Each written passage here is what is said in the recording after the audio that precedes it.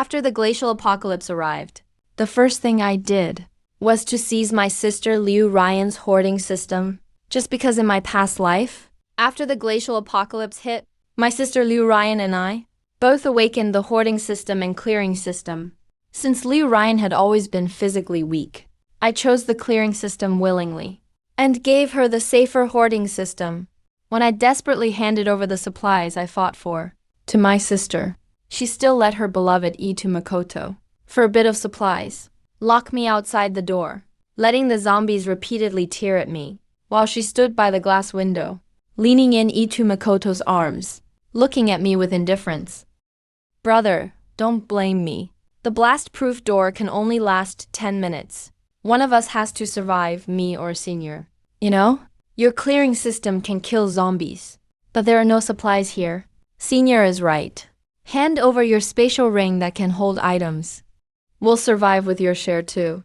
I wanted to shout, wanted to smash this glass window, but the minus 60-degree cold brought by the disaster instantly froze my vocal cords. All I could do was heavy, ragged breathing. My vision started to blur, just a second before losing consciousness. I saw Itu Makoto put his arm around Liu Ryan's shoulders, whisper something in her ear. The two of them smiled at each other. The moment I closed my eyes, a system voice sounded in my mind. Host's vital signs have reached 0. Time reversal initiated at current anchor point, 7 days before the apocalypse. I looked all around. My pupils suddenly contracted. This was a pure white space with no boundaries. Sci-fi streaks of light crossed all around, and in front of him, 2 giant holographic icons floated, glowing with tempting golden light. The icon on the left was a golden infinity symbol, a small line of text below.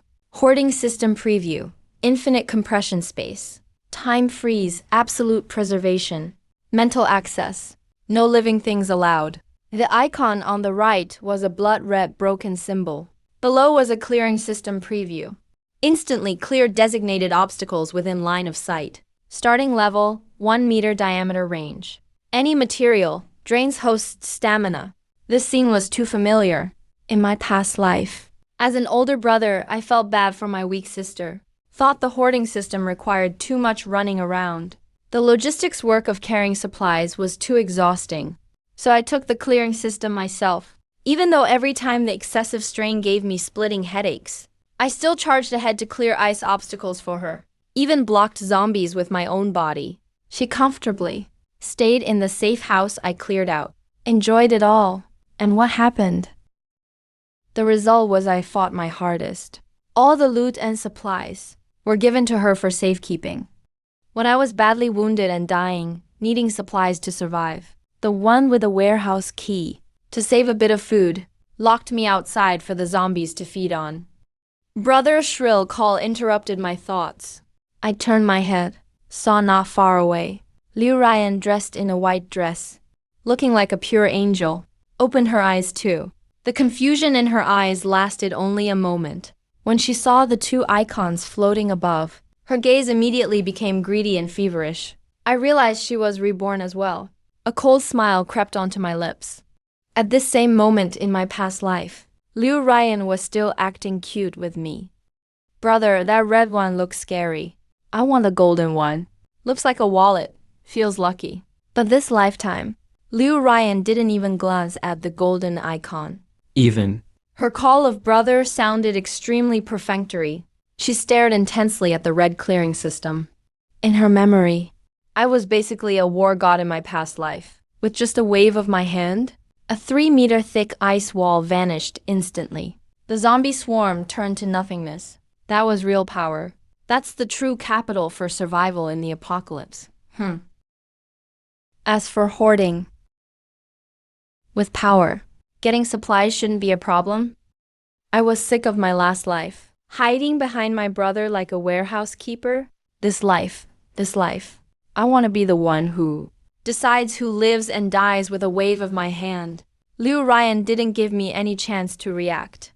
Like a kid scared someone would steal their toy, she rushed with all her strength at the clearing system on the right. Brother, I'm taking the red one. Silly brother, you don't even know. I've already claimed the strongest power. Her actions were urgent and cruel. She even forgot her usual ladylike image. The moment her finger touched the red icon, her face showed an ecstatic smile. I stood right there, hands in my pockets, watching her ugly show calmly, until Liu Ryan completely bound herself to the clearing system. Only then did I slowly walk toward the abandoned hoarding system. Ryan, are you sure you want that one? That one seems like a battle type. It'll be tough? Brother, I've thought it through. You've always protected me. This time, I'll protect you. Dirty and tiring work like fighting. Let me handle it. The golden one is probably just storage space. Perfect for someone careful like you. You just handle logistics. Protecting me just means making me your tool. Just like how I protected you before. Squeezing me for my worth. Too bad you don't know the price of the clearing system. In my past life, I could use it well, because I had elite combat awareness and a powerful physique. Even so, every use left me weak as if after serious illness. But Liu Ryan, a delicate girl who can't even open a bottle cap, would probably collapse in bed for 3 days after just one use. Most crucially, the clearing system can't produce any supplies, nor can it store anything. In a world frozen so much even steel cracks. If you can't eat, can't wear, and have no warmth, it's a joke. Alright, I reached out and lightly touched the golden infinity symbol. A warm golden light enveloped me instantly. Felt like a grand door opened deep in my mind. A vast, still subspace, perfectly linked to his consciousness. At this moment, my sense of security returned. System binding successful. Host, Liu Tian has infinite abilities. Beginner hoarder.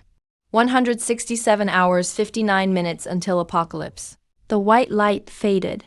Noise surged in like the tide. I suddenly opened my eyes. Found myself sitting in my family's leather sofa. Sunshine bright outside the window. The air conditioner was blowing a comfortable 26-degree cool breeze. An unfinished iced Americano sat on the coffee table.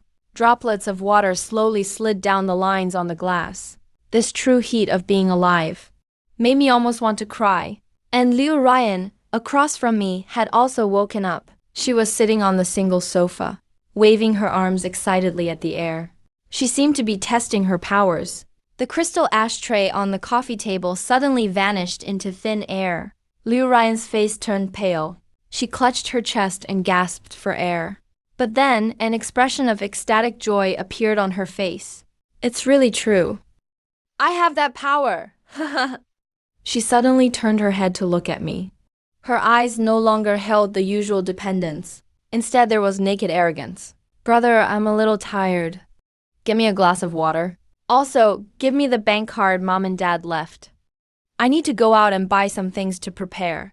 Her tone was as if she were ordering a servant. I picked up the iced Americano in front of me and took a slow, deliberate sip. Finally, I put down the cup, looking at this biological sister, who in my previous life had pushed me into the abyss. I slowly uttered one word, get out. Brother, what did you just say? Are you still blaming me for taking that red system? But I was doing it to protect you. I said, get out. And this is my home. The property deed is in my name. You have 10 minutes to pack your things and leave. Are you crazy? This is Mom and Dad's house too. Why are you kicking me out? Besides, I've awakened the strongest superpower. Do you know what that means? The apocalypse is coming soon. Only I can protect you. If you offend me now, I won't help you even if you beg me then. I smiled, a chilling expression on my face. I approached Liu Ryan step by step. The strongest superpower, huh? Your so-called power is just making a few of your tattered clothes disappear? Liu Ryan, have you forgotten? Your power can only empty things. It can't conjure food. In 7 days, the temperature will drop to minus 60 degrees Celsius. No food, no clothes, no heating. Even if you could make the whole building disappear, you'd still freeze and starve to death. Liu Ryan shivered. She had indeed overlooked that problem, but she quickly raised her chin and shouted, so what? I can just go steal. Anyone who dares to withhold supplies from me, I'll make them disappear. What good is it for you to guard a broken warehouse? In the end, you'll still have to rely on me. Oh, really? Then good luck. Get out now. Otherwise, I'll call security to drag you out. Don't forget, this is still a society governed by law. I can call the police for trespassing. Liu Ryan stared at my resolute back. The malice in her eyes was practically overflowing. Fine, very well. Since you're so heartless, then don't blame me for being unjust. When the apocalypse comes, let's see how you'll beg me with your pile of junk. You'll regret this one day. Liu Ryan rushed into the room, hastily stuffing a few branded clothes and jewelry into a suitcase and dragging it, stormed out the front door in a rage. Before leaving, she gave me a fierce glare. In this life, I'll make you crawl before me like a dog. The front door slammed shut. I leaned against the door, letting out a long sigh of relief. The world was finally peaceful. Phase 1, separation complete. Without this burden and ungrateful person, I could finally act without restraint. I took out my phone and checked the time. December 21st, 2025, 10 a.m. 7 days until the apocalypse. The savings and stocks left by my parents totaled about 3 million, a total of 11 million.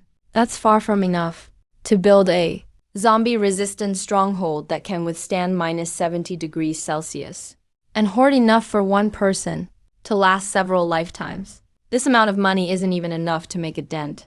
I walked into the study, opened my computer, and my fingers rapidly tapped on the keyboard. Hello, Uncle Zhang. This is Liu Tian. Yes. I want to take out a mortgage loan. I'll mortgage all my company shares and this current house. The faster, the better. I don't care if the interest rate is high. Yes, I need it urgently. I want to do a big business deal abroad. After hanging up the phone, I dialed a few numbers for private lenders. I have my ID card and household registration.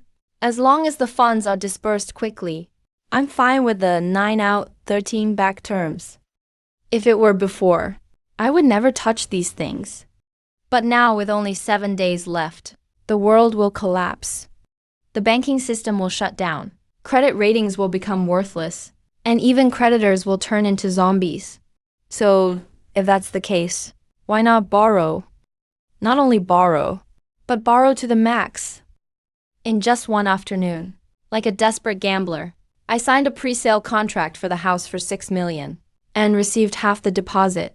I mortgaged the company left by my parents, cashed out 5 million and drained all online lending platforms and credit cards, getting another 2 million, adding the cash I had on hand. My current liquid capital had reached an astonishing 16 million. And tomorrow, the usury loan will also be disbursed, adding at least another 3 million.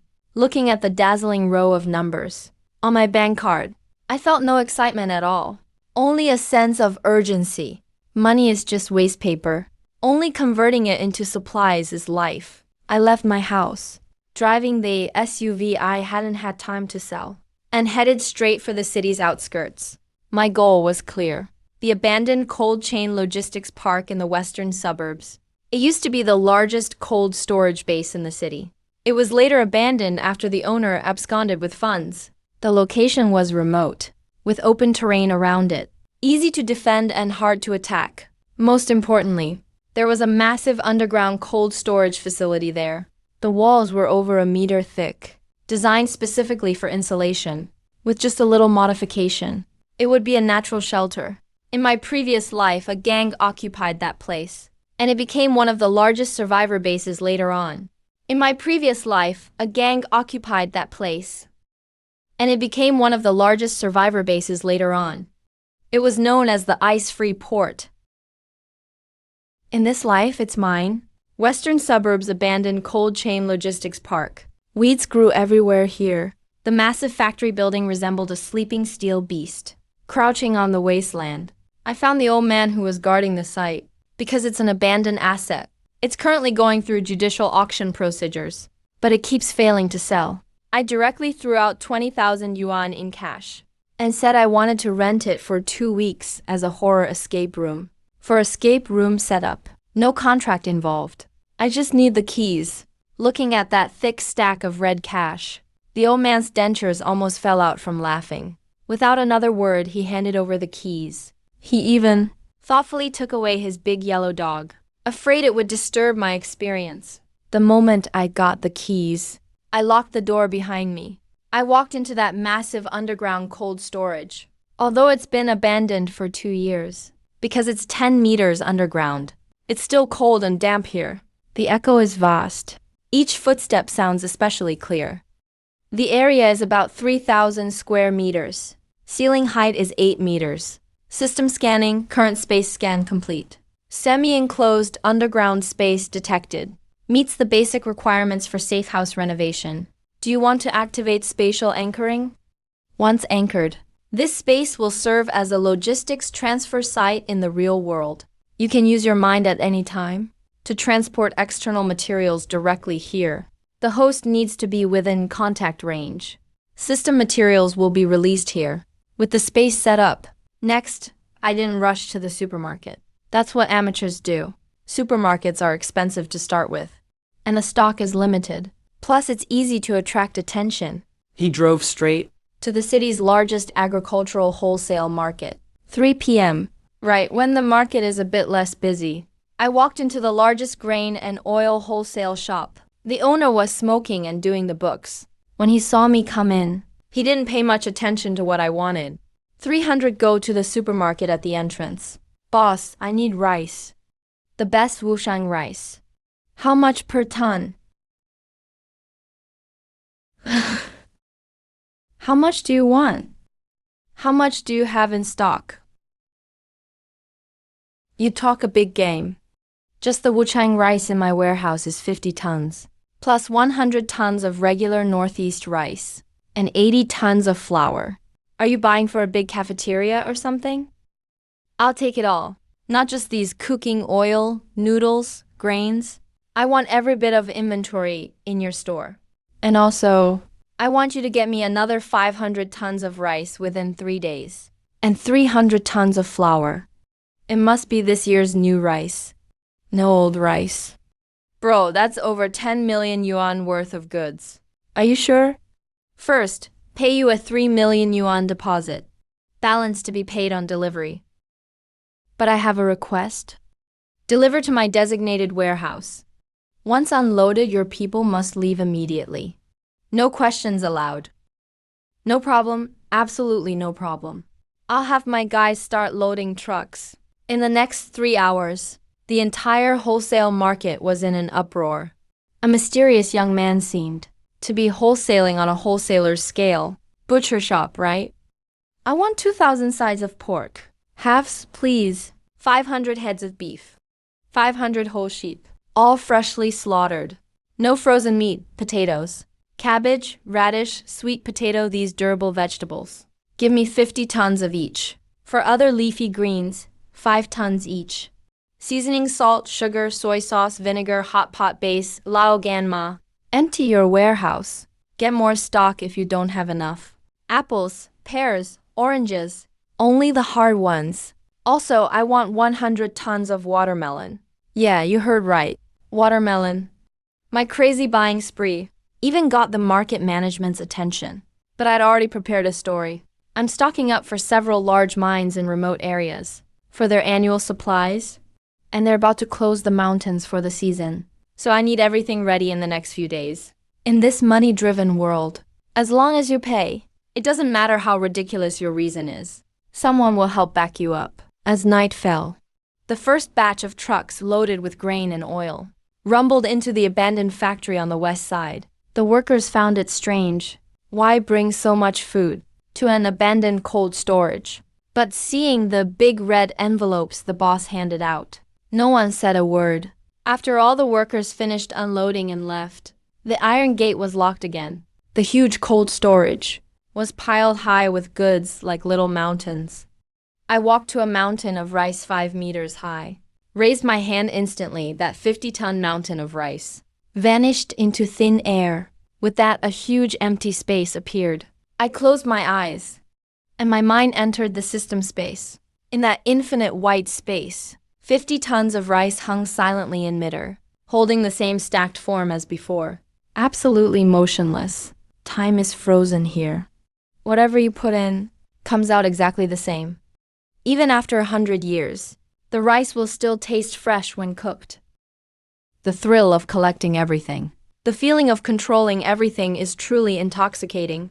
But this is only the beginning. In the apocalypse, besides eating, there are more important things. Extreme cold with temperatures dropping to -60 degrees. No heat sources. All this food is just frozen solid like rocks. I take out my phone, dialed a friend who's in the coal business. Old ghost, I need coal. High quality anthracite, smokeless. 10,000 tons. And I need oil too. Do you have any connections? I want to fill several large oil tankers to the brim. The generators need to be industrial grade. High power premium diesel generators. Give me 10 units. And solar panels. I want to cover the entire factory roof with them. Hang up the call. I look at the empty cold storage. My gaze turns deep. 7 days left. I have to use this cold storage to stockpile enough food for 10 lifetimes.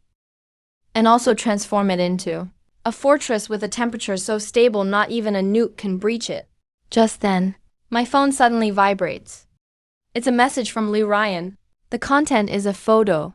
In the photo, she and G. Boda are sitting in an upscale French restaurant. On the table are delicate foie gras and red wine. The text, poor brother. After being kicked out of the house, are you stuck eating instant noodles? My senior and I are celebrating our new life. If you kneel down and beg me now, maybe I'll consider giving you a piece of bread. I stared at the screen, the corners of my mouth curling into a mocking smile. Eat more, go ahead. This is the last meal in your life. That could be considered a proper dinner. I casually replied with 2 words, where more?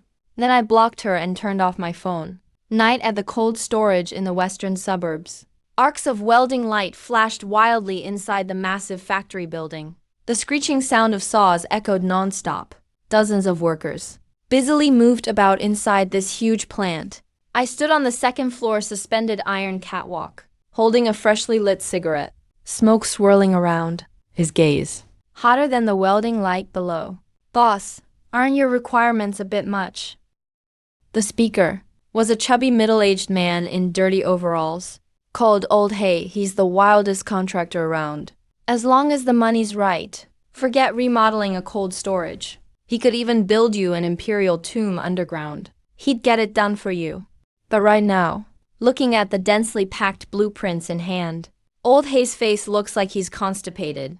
Install a 50-centimeter thick Aerogol insulation layer all over. Then line it with 2 layers of 20mm steel plates.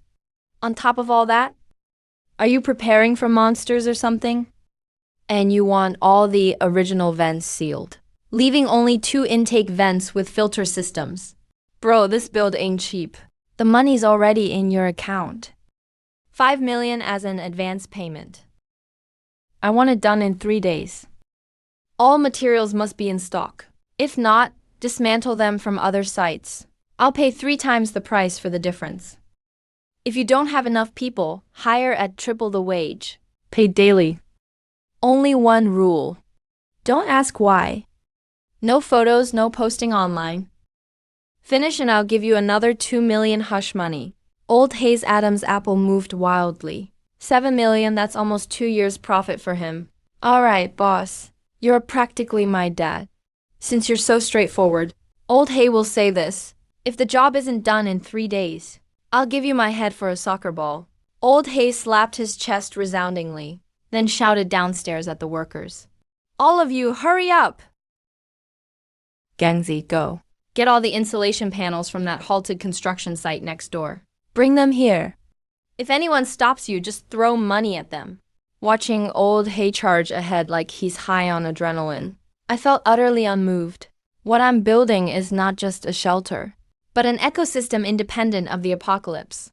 Last time, many survivors had sturdy walls but died of hypothermia caused by extreme cold.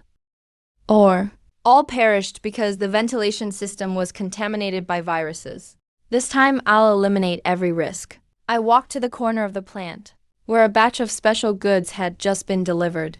Huge wooden crates were pried open, revealing a deep black metallic sheen inside. This isn't ordinary steel, but specially sourced, high-voltage grid generators, and military-grade explosion-proof glass. In the early days of the apocalypse, the scariest thing wasn't zombies, but human nature. When hunger and cold turn people into beasts, ordinary roller doors become like paper before mobs. They're as fragile as paper. Only thousands of volts of electricity will teach those trying to storm the safe house what manners really mean. Systems store all these materials, then make spatial adjustments according to the blueprints. Workers do the heavy labor. But for the core defense layout, I trust the system more. While the workers were on their lunch break, I gently touched the heavy blast-proof glass. Dozens of tons of materials vanished instantly. Then, under the system's precise control, seamlessly embedded into the skylight positions atop the plant. Hard renovation done. Next up is furnishing. I drove away from the site, headed straight for the largest home expo in the city. Since I have to live like a king in this damned apocalypse, the quality of life can drop. It absolutely can't go down. I'll take this imported calfskin sofa. It's comfortable to sit on. I'll take this smart bathtub with massage features. I want the kind that stays heated. This top-of-the-line smart home audio system. Pack it up. And these silk mattresses. Must be those $10,000 per piece ones. Give me 10. Sir, are you buying so many mattresses for a hotel? No, they're to pad my warehouse floor. I blurted out without thinking. Actually, it's for moisture and sound insulation. In extreme cold, the floor will transmit astonishing cold air. Layer several top-tier mattresses, then cover them with thick Persian carpets. Even walking barefoot feels amazing. After buying furniture, I headed to the outdoor gear shop. Now for the real essentials. The best polar cold-resistant suits. Those that withstand minus 80 degrees. I'll take 50 sets. Both men's and women's styles. Tactical boots, heated gloves, ski goggles, ice axes, multifunctional shovels. Everything on this wall. And these self-heating meals. However many you have in stock, I'll buy them all. While I was on a shopping spree, a familiar voice suddenly came from the VIP lounge behind me. Oh honey, look at this jacket. Isn't it cute? Just a bit pricey. It's over $3,000. I paused, slightly turned my head, and through the gap in the shelves, he saw the two faces that made him sick. Liu Ryan was holding a pink jacket, trying it on herself. Meanwhile, Jiboda sat on the nearby sofa playing on his phone, looking annoyed. We need to be frugal with our money now. Your idiot brother sold the house but didn't give us a dime. We need to plan for the future. Why mention that backstabber? Once I find a job in a few days, I'll make him pay. By the way, Senior, do you think that apocalypse prophecy is real? A lot of people online have been talking about it lately. Come on, they're just clickbait accounts trying to boost traffic. Look at this sunshine. Even in winter, it's never been this warm. How could it suddenly freeze over? Don't believe those ghost stories. Let's think about how to get your brother's money instead. I heard he took out a high-interest loan. We can report him for illegal funds. Hearing this, the corner of my mouth twisted into a cruel smile. So that's my good sister. In the face of disaster, she's not thinking about stockpiling supplies, but instead calculating how to steal my money. And how to report me. I didn't make a sound, but silently walked to the cashier. Take everything those two people just looked at off the shelves. I'm not buying them. Also, pack up the most expensive polar survival suit in your store. For me, I want 10 sets. As I passed by Liu Ryan, I intentionally paused, pulling my hat brim lower. Enjoy wearing dresses while you still can. For a couple more days. After all, you'll only be wearing burial shrouds later. Liu Ryan suddenly turned around, but only saw a tall figure from behind, disappearing outside the automatic doors. Didn't that person just now look a bit like Liu Tian? You must be seeing things. That Poper, he's probably hiding under some bridge crying right now.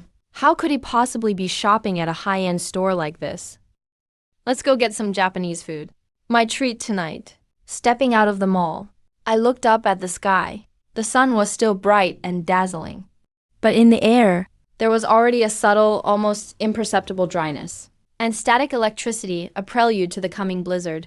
9,096 hours left until I returned to the cold storage. The project progress was astonishingly fast. Old Hay definitely had his skills. Using his superpower, he mobilized 3 construction teams to work in shifts. In just one day, the originally spacious and drafty factory building had been transformed into an airtight fortress. Thick insulation covered every inch of the walls. Silver thermal insulation film gleamed under the lights. All windows were sealed off, leaving only bulletproof reinforced observation ports. 3 massive solid steel gates were arranged in sequence at the entrance, each weighing 2 tons. This wasn't just for zombie defense. It was also to create an airlock system when extreme cold hit, trapping the indoor temperature. Boss, this is what you asked for. I opened the box. A completely black, menacing-looking tactical axe lay silently inside. The axe blade glinted coldly. The handle was wrapped with non-slip paracord. I had to put in quite an effort to get this. This is a fire truck's discarded breaching axe. But I had someone retemper it and put an edge on it. This thing can now chop straight through a security door. Good stuff. This is your payment for the hard work. I nodded in satisfaction, pulled 2 stacks of cash directly from my bag and tossed them to Old Hay. Old Hay took the money and looked at me with a complex expression. Boss, although I don't know what you're planning, I wish you good luck. Old Hay finished speaking, waved, and led the workers away. As the last construction vehicle drove off, the massive steel gate slowly closed. The heavy thud of the lock echoed in the empty factory building. I stood in this steel fortress that was now entirely mine, looking at the mountains of supplies piled up throughout the room. To the left was the food zone. Thousands of tons of rice, flour, and cooking oil. Enough for me to eat for 100 years. To the right was the energy zone. Barrels of diesel, mountains of smokeless coal, neatly arranged solar battery packs. In the middle was the living area. Unopened top-tier furniture and appliances. Boxes of game discs. Not enough. Far from enough. Only less than 500,000 left. Purchasing power through legitimate channels had been exhausted. But my own space was still half empty. The real hunt was just beginning. If I couldn't buy it with money, then I'd just take it. Anyway, that port-bonded area filled with countless luxury goods and imported items would also become a no-man's land in 7 days. Rather than letting those good things rot in the ice and snow, I'd better keep them for humanity. I changed into a pitch-black combat suit, put on night vision goggles, and hung the tactical axe at my waist. My figure merged into the night. Target, Donggang Bonded Logistics Center. At 2 a.m., the Donggang Bonded Logistics Center was brightly lit, yet deserted. This was the city's largest distribution hub for import and export goods. Tens of thousands of containers were stacked like building blocks on the dock. Inside were top-tier supplies shipped from all over the world. Australian steaks, French red wine, Jap, Anise Wagyu beef. There were even entire carloads of imported luxury vehicles. Normally, this place was heavily guarded. But under the assault of money, all defenses were merely cosmetic. I didn't choose to force my way in. Instead, during the day, I had blended into the park under the guise of inspecting warehouses for lease, and secretly left a system space anchor point in an inconspicuous corner. At this very moment, I was hiding in the shadows of a blind spot in the surveillance, like a lurking cheetah. System activating full area scan mode.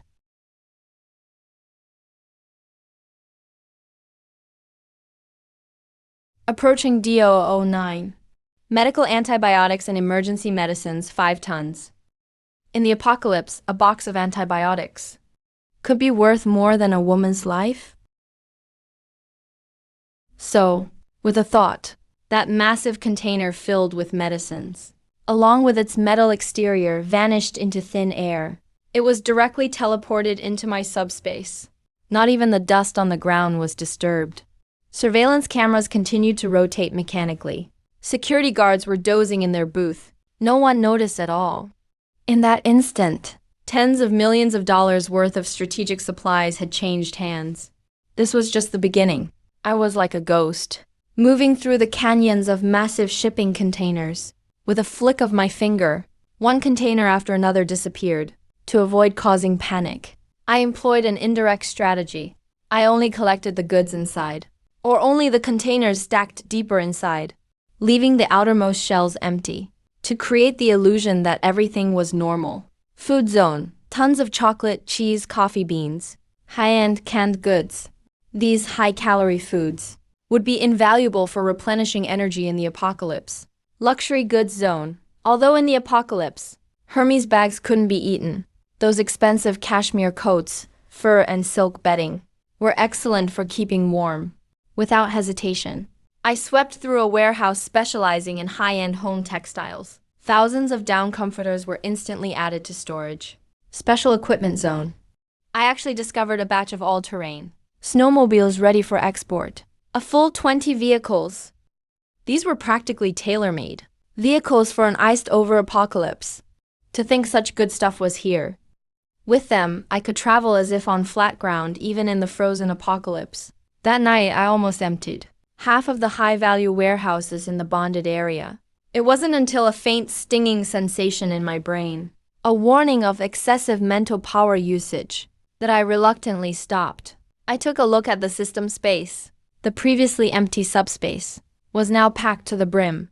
The amount of supplies had reached an astounding tens of thousands of tons. If these things were bought with money, they would cost at least tens of billions. But now, zero cost. Just as I was about to withdraw, suddenly, a noisy engine roar shattered the night's tranquility. Several black modified off-road vehicles roared into the port. The car doors opened, and out stepped over a dozen tattooed burly men armed with clubs, and even a few homemade firearms. The bald leader, with a fleshy face, was loudly ordering his subordinates to move things. "Hurry up," Brother Long said. "This batch of goods must be moved tonight. The cops have been watching closely lately." I narrowed my eyes and activated the system's long-range scan. Scan results: TNT explosives, detonators, industrial ammonium nitrate. Industrial explosives and detonators, as well as ammonium nitrate, that's all munitions. This is the largest local gang. It's the Black Shark Gang's smuggling base. In my last life, early in the apocalypse, the Black Shark Gang relied on their firepower to seize the city center sports stadium and set up their infamous Black Shark camp. Men were taken for hard labor, while the women were used for pleasure. The official shelter Liu Ryan eventually joined was almost captured by these lunatics. I didn't expect to run right into their munitions depot here. If this was before, I'd definitely turn and run. But now this is like a free jackpot delivered to my door. With all these explosives, I've got my ultimate trump card. Anyone who dares to attack my safe house, I'll send them flying sky high. Even if I can't hold out in the end, I can still take everyone down with me. That's what you call deterrence. Since I've run into this, then sorry, but I'm taking it. I didn't alert anyone. Instead, I quietly used my system space's features to sneak around to the back of the warehouse. I placed my hand against the thin metal wall of the warehouse. This distance is just within the system's collection range. System, lock onto all explosives inside the warehouse. Collect everything. Inside the warehouse, the gang members moving cargo suddenly saw everything blur. That heavy box they were holding vanished out of nowhere. Not only did all the ones in their hands disappear, dozens of boxes piled on the floor, along with a few safes full of detonators, instantly vanished without a trace. The air suddenly went silent. A dozen gangster thugs were still holding their carrying poses, clutching at thin air. Their eyes popped wide in disbelief. Where the hell did the boxes go? What kind of black magic is this? Boss Long, something's wrong. The goods are gone, all of them. Who did this? Get your ass out here. Meanwhile, I slipped away amidst the chaos, moving as lightly as a cat. climbed over the port's wall, and disappeared into the night. In the corner of my space, everything was now quiet and still, with enough high-grade explosives to level half a city lying there. This sense of security is beyond anything else. 24-hour countdown. Last day. The city was still bustling. Office workers rushing for attendance bonuses. Couples arguing in malls over which movie to watch. Aunties crowding the supermarket, fighting to the death for discounted eggs. No one realized this was the final twilight of the old world. The Weather Bureau issued a blue cold wave alert, predicting a -15 degrees Celsius drop tomorrow. But nobody cared. At worst, they'd just put on an extra thermal layer. I didn't go out anymore, but stayed in my fortress on the western outskirts doing final checks. All doors and windows were welded shut, only leaving the main entry. The diesel generator was fully preheated, ready to supply power to the grid anytime. In the huge fireplace, the first batch of smokeless coal was already stacked up. On the dining table in the living room, I set up a copper pot and sliced up some of 5 Wagyu beef I grabbed from the port. The fresh vegetables were washed and ready. Next to them stood a bottle of decanted Lafite wine. I unlocked my phone, checked my friend feed for the last time. Liu Ryan had posted a status an hour ago, showing a photo of herself in a thin evening dress, standing on a balcony in the wind, with a backdrop of the city's glittering night. Her caption, "Even though winter is coming, my heart is still warm. Thank you, senior, for the wonderful surprise. Here's to a promising future." Some people just keep hugging your moldy money. I smiled, a genuine and bright grin, gave her post a like, then left a comment below. "Enjoy this last breeze, because it's going to get really warm soon." After sending the comment, I pulled out my SIM card and tossed it into the fireplace. Just then, the light rain outside suddenly stopped. Then, a hailstone the size of a ping-pong ball smashed hard against the explosion-proof glass. Then a second, and a third followed. A barrage of hailstones poured down like bullets. Furious whines followed close behind. The temperature started to plunge off a cliff. Breaking news alert popped up on my phone. Emergency news flash. Due to a superpolar vortex, global temperatures will drop by 50 degrees Celsius in the next 3 hours. All residents return home immediately. Go home now. This is not a drill. Only 10 minutes after the apocalypse began, the world outside my window had already changed color. The previously gray sky instantly turned an eerie leaden gray, like a massive tombstone pressing down over the city. The howling wind carried heavy snow, not beautiful flakes, but blades of icy coldness, savagely slicing anything exposed outside. I sat inside the safe house's surveillance room, dozens of big screens in front of me, showing the outside world in real time. Even though my factory is out in the suburbs, with those high-def cameras, I could still make out the carnage on the distant highway. In mere moments, the road turned into a thick sheet of black ice.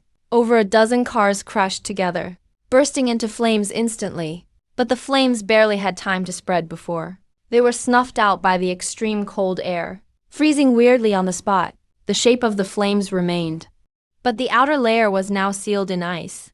People in the cars, terrified, struggled to open doors and escape, but the doors were frozen shut. Some smashed a window and climbed out, but the moment they touched the air outside, their body heat was instantly sucked away, and they froze stiff on the spot. Their look of terror locked on their faces, turned into lifelike ice statues. Inside the safe house, the temperature was a steady 75 degrees Fahrenheit. The underfloor heating radiating soft warmth, air purifier humming quietly, humidifier puffing a fine mist. I took off my jacket, left only a thin shirt on, and popped a perfectly cooked slice of Wagyu into my mouth. The fat burst with flavor over my tongue, warmth sliding all the way down to my stomach. The comfort and contrast made every cell in my body want to cheer. Meanwhile, in a high-end downtown apartment.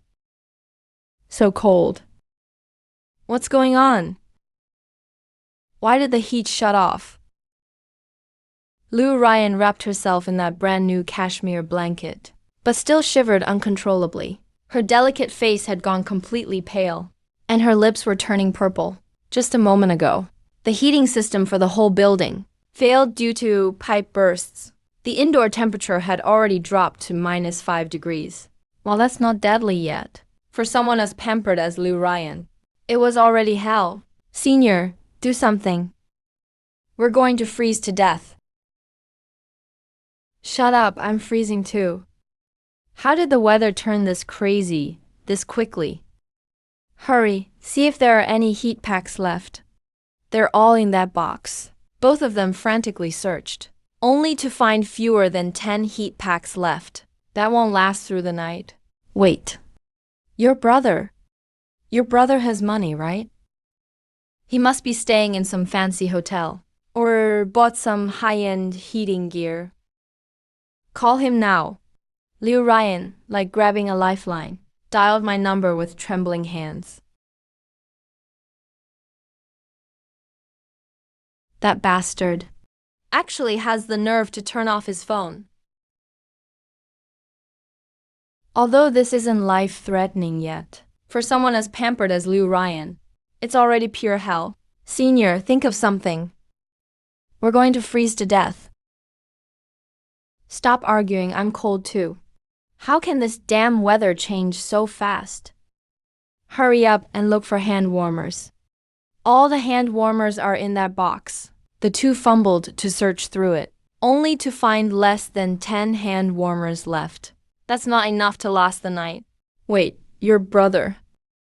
Isn't your brother rich? He's probably staying at a fancy hotel, or bought some heating equipment. Quick, call him.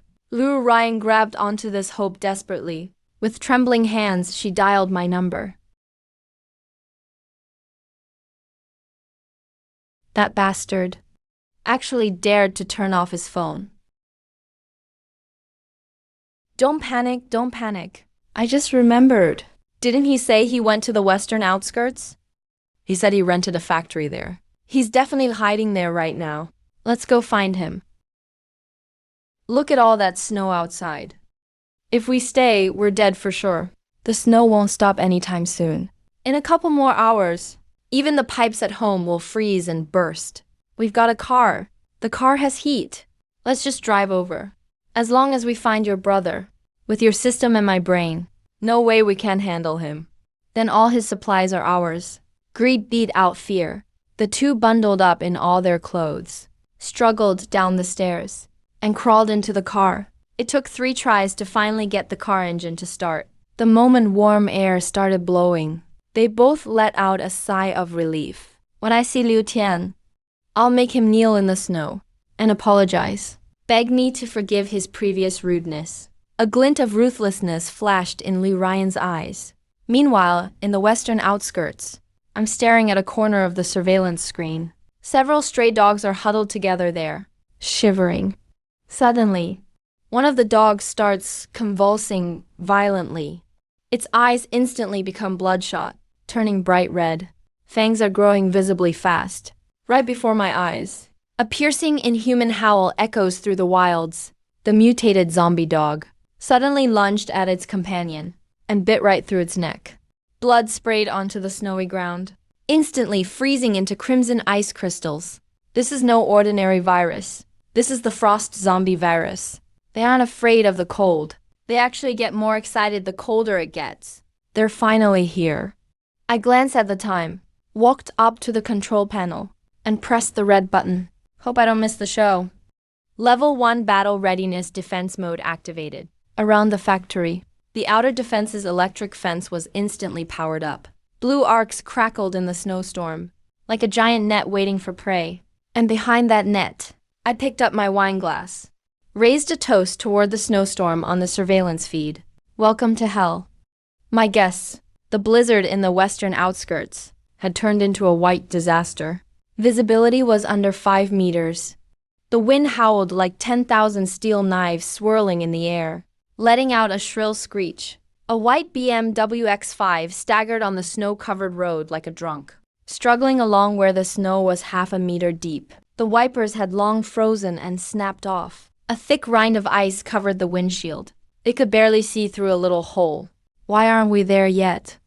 Didn't you say it was only 20 kilometers? Stop arguing. The GPS says we're almost there. Damn it, you can't see the road at all.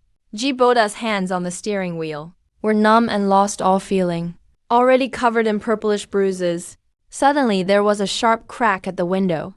The car jolted down hard. Then the engine died completely. The undercarriage got stuck on a chunk of hard ice in the road. In these temperatures, the drive shaft snapped from brittleness. The car's dead. Ooh. What, do you want me to freeze to death here? G Boda, you useless idiot. Shut up. If you think you can do better, you drive. Get out. That shadow up ahead should be the factory. Let's walk over. At this point, they had no other option. Staying in the car meant freezing to death. They wrapped themselves even tighter in the blankets, moving like two clumsy penguins, stumbling into the snowstorm. The cold instantly blasted into their collars, like a bucket of ice water poured over their heads, taking away their last bit of body heat.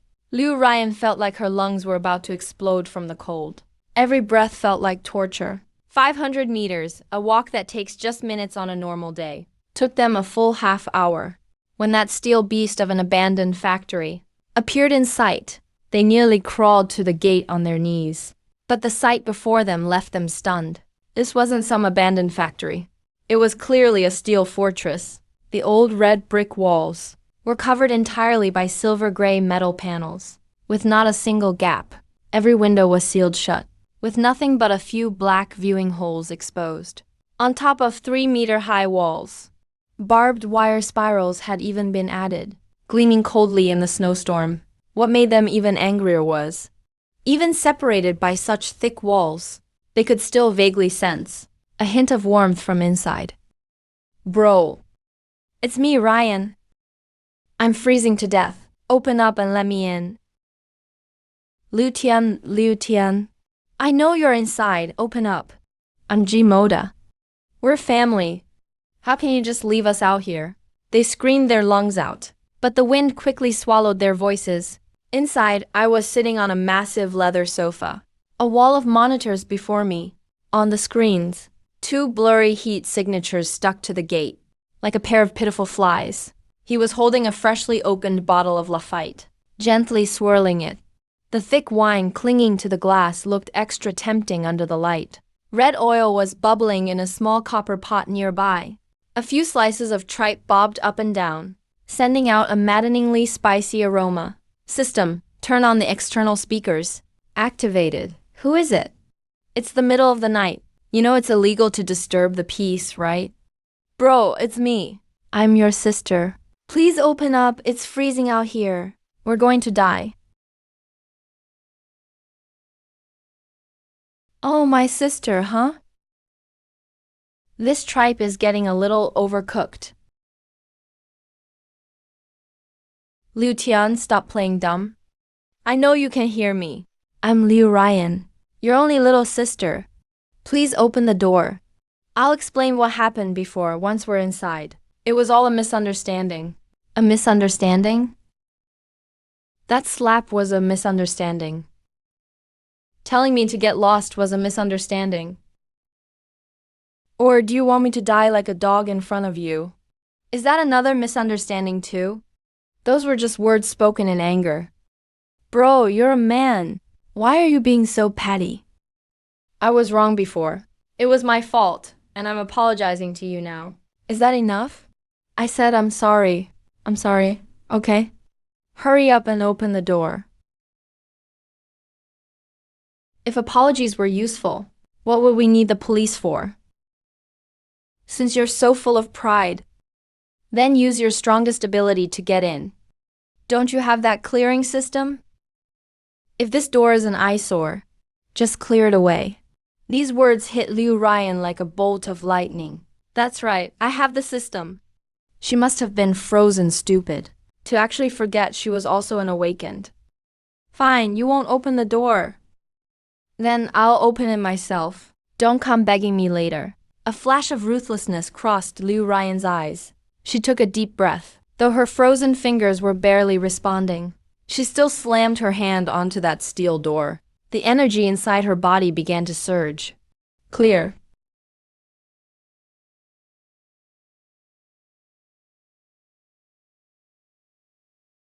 System warning. Target object density is too high, and it is reinforced with high-level energy. Host's current level, LV1. Clearance failed. Forced clearance will consume life force. No. Impossible. My system is the strongest. How could it not even open a door? Liu Ryan looked in disbelief at the massive door that hadn't budged an inch. Not even a single chip of paint had fallen off. My merciless laughter came through the loudspeaker. I forgot to tell you.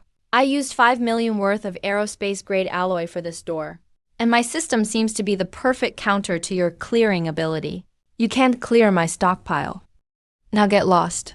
Don't dirty the snow in front of my house. The loudspeaker turned off. Immediately after, the searchlights above the gate suddenly flared to life. 2 blinding beams of light hit them directly in the face, making it impossible for them to keep their eyes open. That was an order to leave. And a humiliation. Liu Ryan sat in the snow, feeling the bone-chilling cold, looking at that door that would never open. For the first time, she understood what true despair felt like. If the cold was a physical attack, then Jing Yan's next move was a mental magic attack. Half an hour passed. Liu Ryan and Ji Boda had not left. It wasn't that they didn't want to leave, but that they simply couldn't. The car was broken, and in this wilderness, walking back meant certain death. They could only huddle together, in a wind-sheltered alcove of the factory gate, like 2 rats snuggling for warmth. This alcove was the only place that avoided the direct blast of the wind and snow. But even so, the temperature was terrifyingly low. What should we do? I can't feel my feet anymore. Liu Ryan's lips had turned a dark purple, and her eyelashes were covered in frost. Ji Boda was in even worse shape. He had given one of his few layers to Liu Ryan, and now his whole body was shaking violently. His eyes were starting to lose focus. Don't sleep. If you sleep, you'll never wake up. Just then, from directly above, there came the sound of mechanical operation. The 2 of them struggled to look up. They saw high up on the 3-meter wall a vent pipe that was originally used for exhaust, slowly opening up. A fragrance so rich it could make one's soul leave their body, wafted out. It was the smell of beef tallow hot pot base, mixed with the aroma of sliced mutton, and even a hint of fresh green onions. In this apocalypse filled with the stench of rotten ice, this scent was nothing short of a heavenly temptation. Liu Ryan unconsciously swallowed her saliva. Ji Boda's stomach let out a thunderous growl. "Wanna eat?" I was standing in the enclosed glass room on the second-floor terrace, holding the unfinished bowl of hot pot, looking down at the 2 dying people below, with a gaze like I was watching 2 stray dogs. Ji Boda finally snapped. He knelt in the snow, bowing frantically toward the balcony. "Liu Tian, I beg you. Give me a bite, just a sip of hot soup. I'm Ji Boda. I used to teach you how to play basketball. For the sake of our old friendship, save me." Friendship? Back then, when you locked me out of the door, did you think about friendship? I loosened my grip, and that steaming piece of fat beef, dripping with red chili oil, fell under the force of gravity, landing in the dirty pile of snow right in front of them, though it was covered in snow. Its tempting color still made their eyes turn green with greed. Ji Boda almost instinctively lunged to grab it, but Liu Ryan was faster. This young lady who, in the past, only ever drank bottled Evian water, now pounced like a rabid dog, grabbing the meat stained with dirty slush, and without even waiting to blow on it, shoved it directly into her mouth. "Does it taste good?" "It's good, it's so good." "If it's good, then have some more." Jin Yan picked up a pot of soup and poured it directly out of the window. This pot wasn't meant to feed them, but was poured directly into the alcove where they were hiding. The scalding soup hit the ground at -40 degrees and froze instantly, turning into a layer of slippery, foul-smelling ice. "Oops, my hand slipped. Since you've had your fill, get lost. My security system has detected that some little friends were attracted by the smell just now." "What?" Before the 2 could react, in the distant wind and snow, several pairs of glowing green eyes suddenly lit up. Low growls carried over with the wind. It was those mutated zombie dogs. They had a keen sense of smell. And to them, the scent of hot pot was like a lighthouse in the dark. And the scent of living human flesh was an even more irresistible delicacy. Run, run fast. Ah, help me. Liu Tianzhao, save me.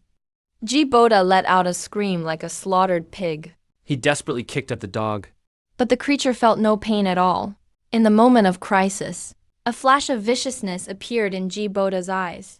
He suddenly grabbed Liu Ryan beside him and shoved her hard toward the dog's mouth, using the momentum to roll away himself.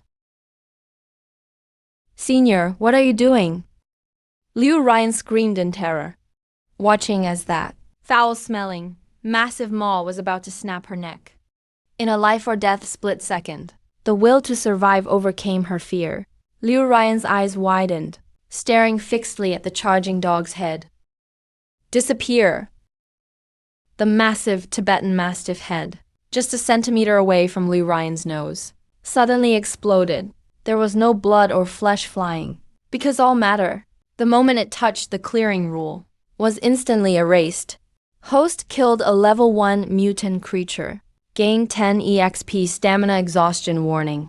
Liu Ryan felt like a needle had been driven into her brain.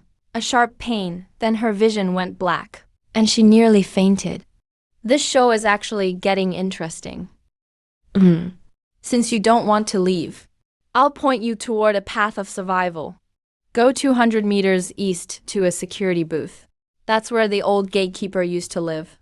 The glass is broken, but at least there's a roof. That is your only chance for survival tonight. With that, the window closed completely.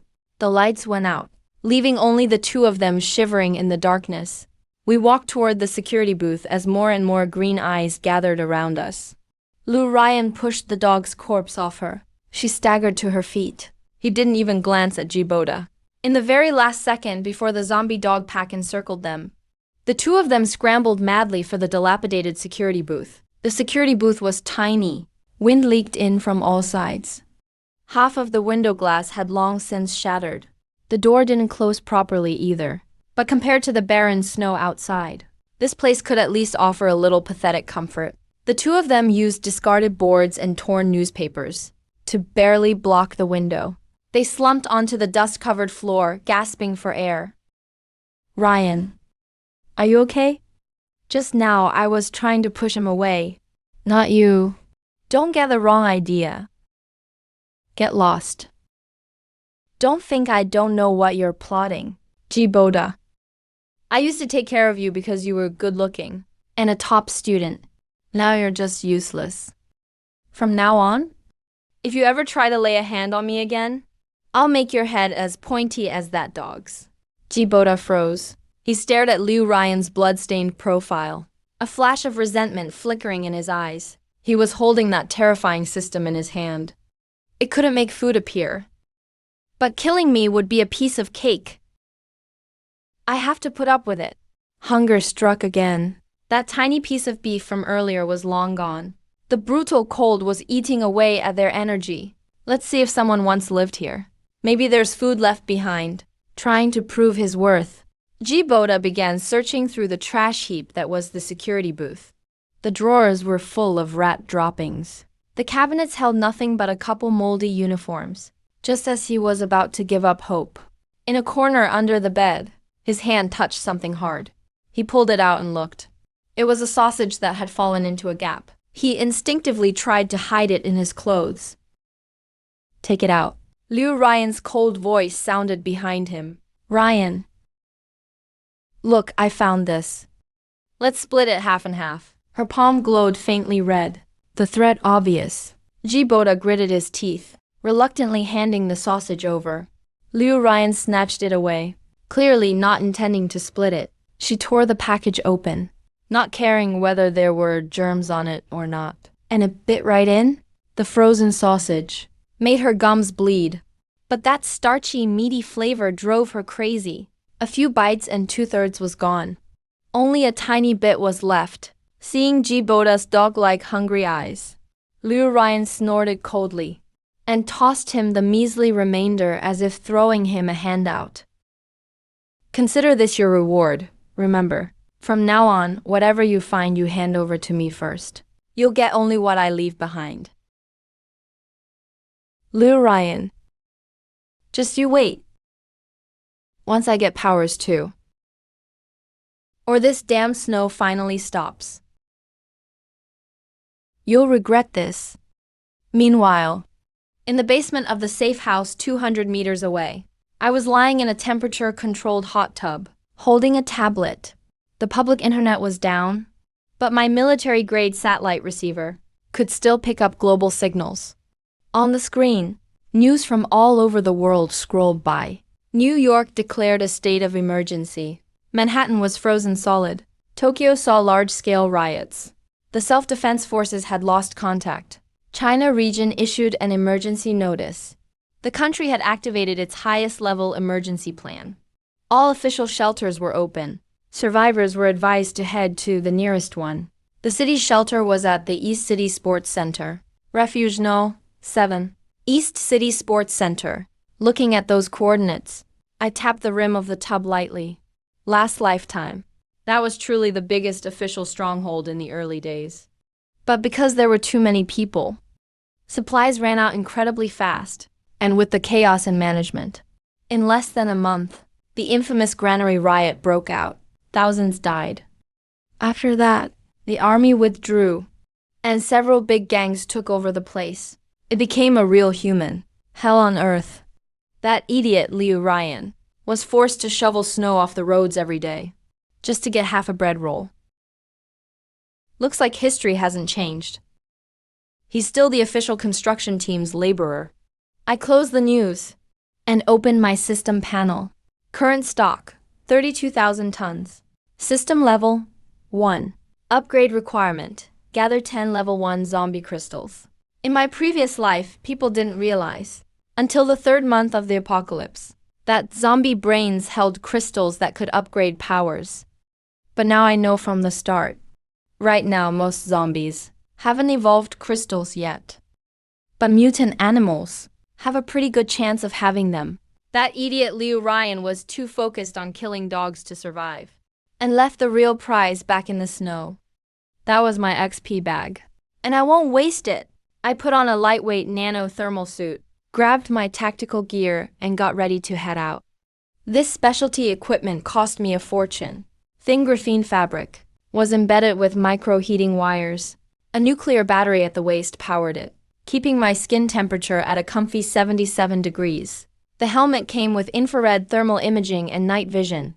The respirator filtered out any toxicity in the air. With my black tactical axe in hand, I could see 50 meters ahead.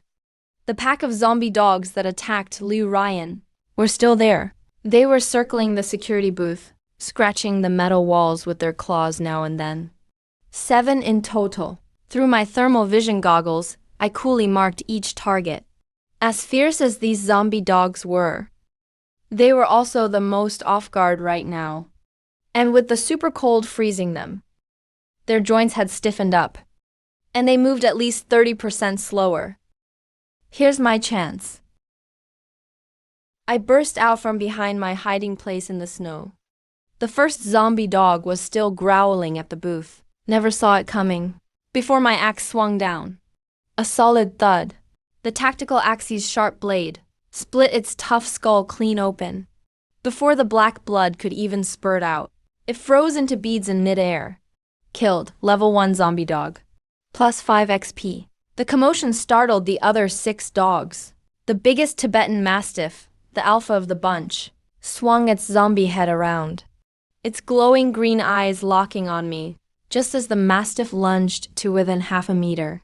Its giant jaws about to clamp down on my throat.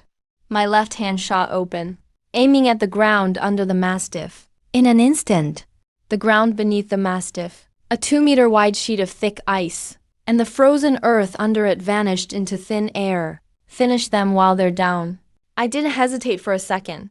I jumped right into the pit after it, my tactical axe tracing a perfect crescent in the air. With gravity on my side, the axe bit into the Mastiff's vulnerable neck. Killed, elite zombie dog. Plus 20 XP. Dropped, level 1 strength crystal by 1. A surge of joy rose in my heart. No time to deal with the remaining strays. I crouched down, trying to fight the nausea. With gloved fingers, I searched inside the Tibetan Mastiff's skull. Soon, a crystal no bigger than a fingernail, glowing faintly red, was pulled out by me. In this icy, snowy wasteland, the crystal core was actually giving off a gentle heat.